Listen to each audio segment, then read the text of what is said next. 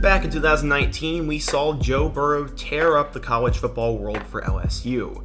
Since then, it's been a little bit difficult for LSU though. For example, they had a hot start from Myles Brennan in 2020, but after he got hurt, they had to find a new option at QB.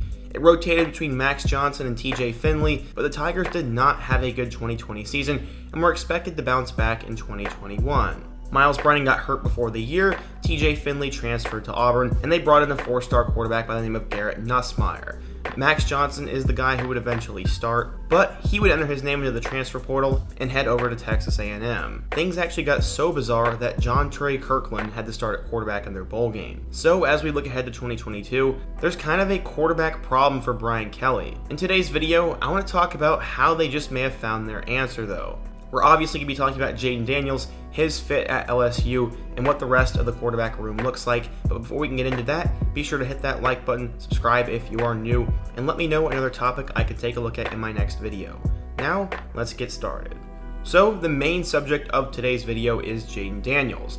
Last night, he announced that he'd be headed to LSU over Missouri. I remember about a week ago there was a rumor circulating that he had committed to Mizzou, but that did not happen, and he officially became a Tiger on Sunday night. Jayden Daniels is a name known by many college football fans. Coming out of high school, he was a borderline 5-star recruit and was from San Bernardino, California. His recruitment was a pretty big deal, and he eventually decided he would go to Arizona State and commit to head coach Herm Edwards. Jayden would beat out Dylan Sterling Cole for the starting position in 2019 and would lead the Sun Devils to a bowl game in a huge upset victory over Oregon. For the year, he finished with 2,943 yards and 17 touchdowns passing, and was also a threat on the ground with nearly 400 yards and 3 touchdowns there. Because of what he did as a freshman, he was seen as one of the brightest young stars in the game and a big-time quarterback prospect for the 2022 NFL Draft. Then 2020 would happen. I know every conference had a weird 2020 season, but the Pac-12 was very weird, and Jayden only passed for 700 yards with 5 touchdowns and 1 interception.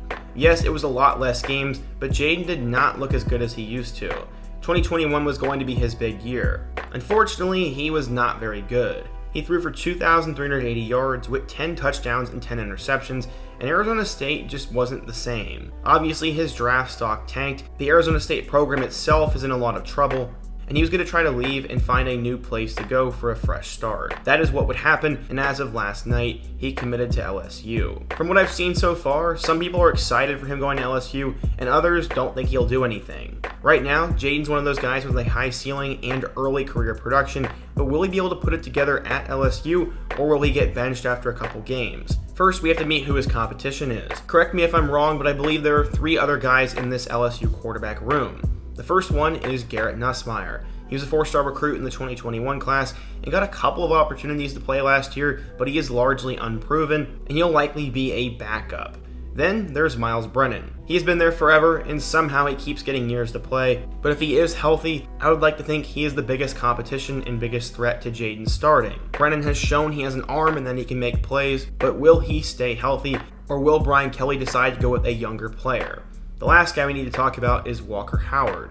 Depending on the site, Walker is either a 4-star recruit or a 5-star recruit, but either way, he is a big deal. I think most casual college football fans know him as the guy who was dancing with Brian Kelly, but Howard is an elite quarterback who, in my opinion, will end up starting in about a year or 2. I think it's too early for him to see the field, but if those other 3 guys don't play well, there's no reason why Howard may not get a shot. In terms of how Daniels fits, I'm not really sure. I know the Tigers are a team that likes to run the ball, but with Brian Kelly coming in, we really have no idea what they're going to do and how this offense is going to look. They'll have to find a new running back to replace Ty Davis-Price, but lucky for Jayden, the 2 best receivers on the team are coming back. The first one is a potential All-American in Keyshawn Boutte, and the second one is a guy who broke out in 2021 by the name of Jaray Jenkins. Daniels will have weapons to throw to and a lot of elite level talent, but will he be able to put it all together and save this LSU team? That I can't answer, and we'll just have to wait and see. I was really skeptical of this quarterback room this year, but adding Jayden Daniels is good depth and good potential, and I'm definitely curious to see how this will work out. What do you guys think though? If you're an LSU fan, what do you think of this quarterback room in Jayden Daniels?